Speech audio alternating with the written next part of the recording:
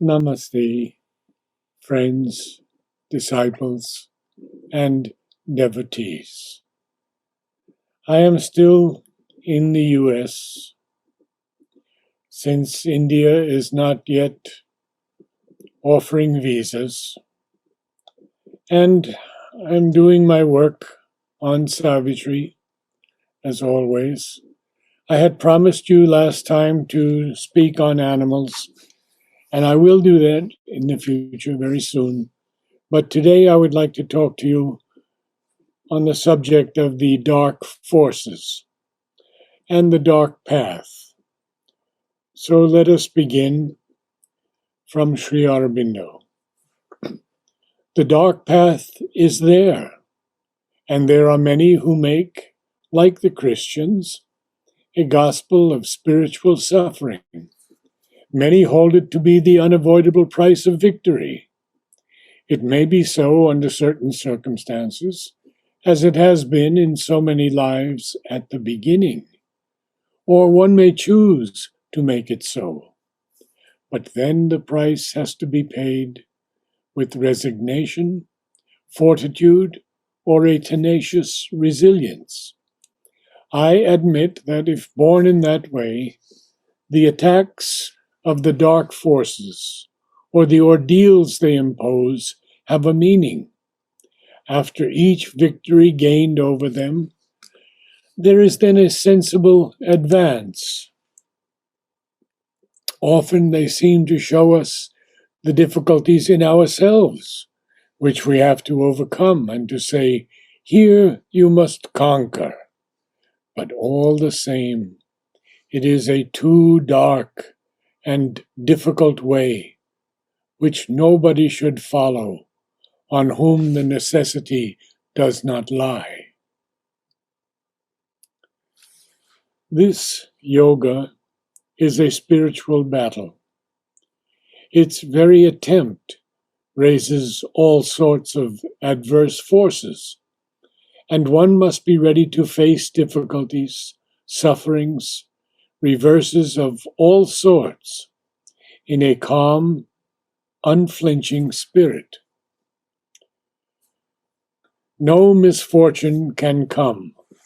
The adverse forces cannot touch or be victorious unless there is some defect in oneself, some impurity, weakness, or, at the very least, ignorance. One should then seek out this weakness in oneself and correct it. The strongest attitude to take is to regard these things as what they really are: incursions of dark forces from outside, taking advantage of certain openings in the physical mind or the vital part, but not a real part of oneself or spontaneous creation in one's own nature. To create a confusion and darkness in the physical mind, and to throw into it or awake in it mistaken ideas, dark thoughts, false impressions, is a favorite method of these assailants. And if they can get the support of this mind from overconfidence in its own correctness, or the natural tightness of its impressions and inferences, then they can have a field day until the true mind reasserts itself and blows the clouds away. Another device of theirs is to awake some hurt or rankling sense of grievance in the lower vital parts, and keep them hurt or rankling as long as possible. In that case, one has to discover these openings in one's nature and learn to close them permanently to such attacks, or to throw out the intruders at once or as soon as possible. The recurrence is no proof of a fundamental incapacity. If one takes the right inner attitude, it can and will be overcome. One must have faith in the Master of our life and works, even if for a long time he conceals himself, and then, in his own right time, he will reveal his presence. The mother's consciousness is the divine consciousness, and the light that comes from it is the light of the divine truth.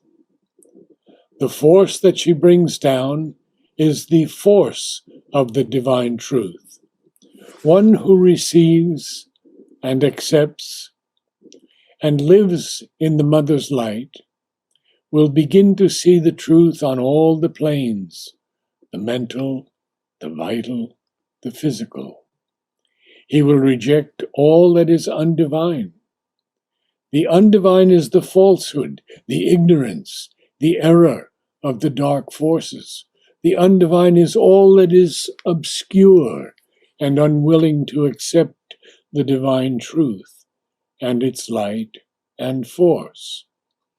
The undivine, therefore, is all that is unwilling to accept the light and force of the mother. That is why I'm always telling you to keep yourself in contact with the mother and with her light and force, because it is only so that you can come out of the confusion and obscurity and receive the truth that comes from above.